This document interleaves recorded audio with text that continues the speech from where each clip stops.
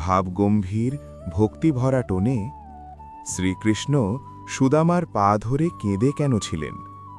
দ্বারকায় রাজসিংহাসনে বসেও শ্রীকৃষ্ণ ভুলে যাননি তার শৈশবের বন্ধু সুদামাকে।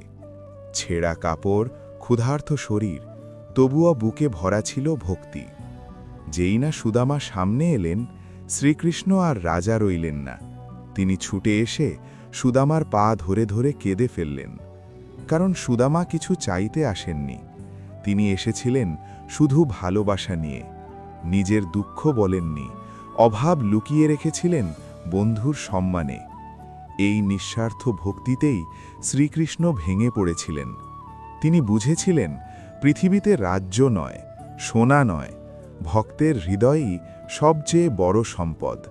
তাই শ্রীকৃষ্ণ কেঁদেছিলেন, কারণ সেদিন ভগবান জয় করেননি, ভক্ত জয় করেছিল ভগবানকে।